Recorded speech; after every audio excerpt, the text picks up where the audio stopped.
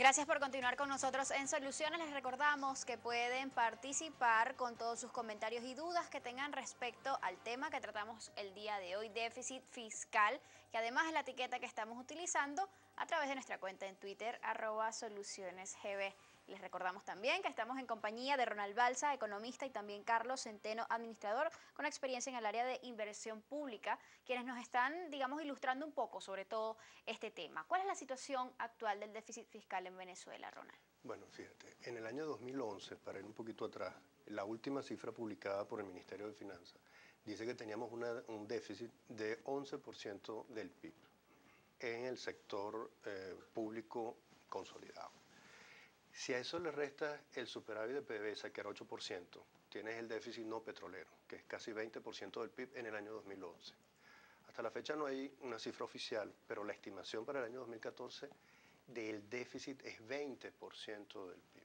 Ese es un monto enorme, en un momento en el cual no sabemos cuánto fue el superávit de PDVSA para ese año, para podérselo restar, y sabemos que los precios del petróleo cayeron.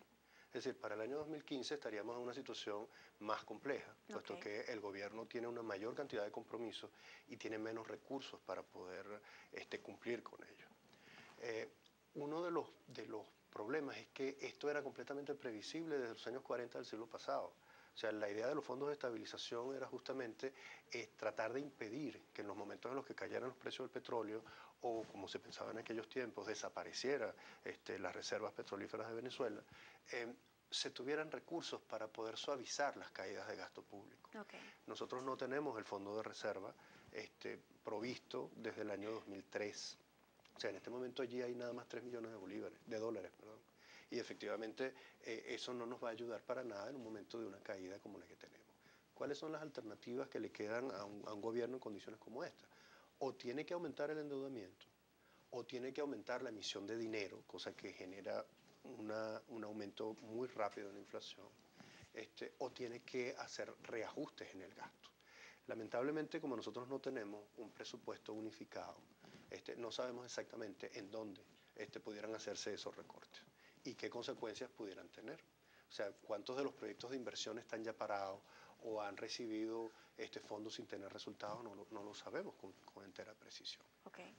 Ahora, también pues vale preguntar, un presupuesto para el año 2015 que se calculó con un barril de petróleo a $60, y es un barril de petróleo que actualmente el precio fluctúa alrededor de los $40. ¿Cómo pudiera impactar esto en el déficit fiscal?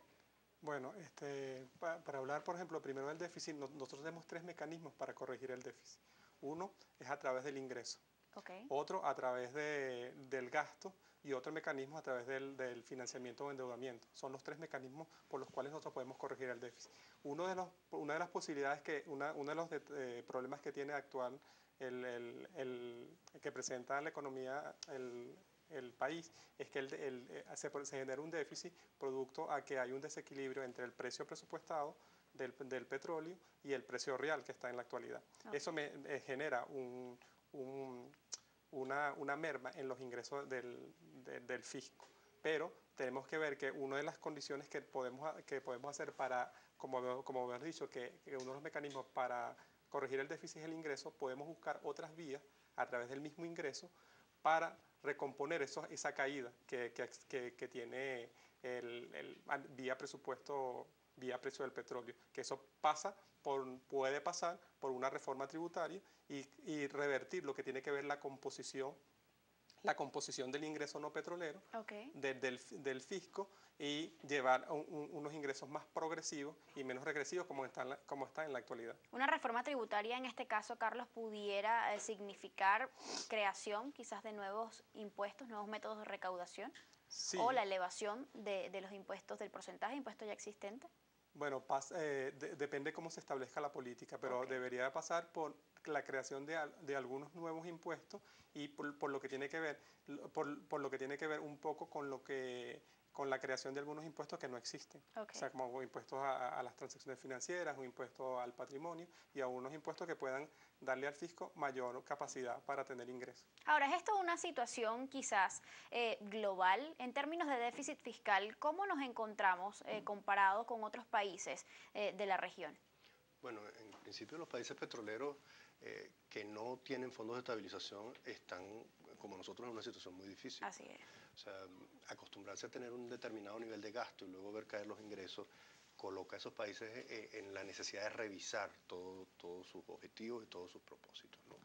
Pero si uno hace la comparación entre las cifras que tiene el Banco Mundial sobre el déficit del gobierno central, ese déficit se encuentra en muchos países entre 2 y 7% del PIB. Okay. Lo que ha presupuestado el gobierno para este año en el presupuesto que le presentó a la Asamblea Nacional está alrededor de 3% también. Pero como te digo, eso no incluye todos los otros fuentes de gasto y de ingreso que el gobierno tiene. O sea, en Venezuela el sector público tiene un déficit de 20%. O sea, esa es una cifra que se convierte en algo muy, muy difícil de manejar. Así es. Ahora, ¿cómo se llega a ese punto y cómo se puede resolver? Si la solución es aumentando los impuestos, pareciera que nuestro problema es que no hemos tenido dinero durante todo este tiempo. Y yo creo que el problema ha sido el contrario. Tuvimos muchísimo dinero y el gobierno emprendió una política de gasto muy acelerada. Incluso ha tratado de sustituir al sector privado en muchas actividades, entre ellas la construcción de viviendas, por ejemplo, que es algo extraordinariamente costoso.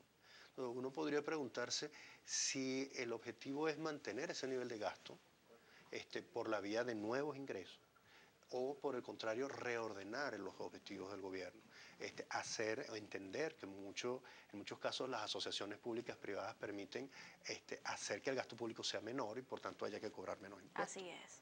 Así es. Hablamos, por ejemplo, del tema de la nómina pública, cómo ha venido aumentando la cantidad de personas que dependen ahora de la administración pública. De todo eso vamos a hablar al regreso cuando pues ahondemos en lo que ha provocado que hayamos llegado a estos términos en lo que se refiere al déficit fiscal en Venezuela. Comenzamos también a leer su participación a través de nuestra cuenta de Twitter @solucionesgb al regreso. Ya venimos.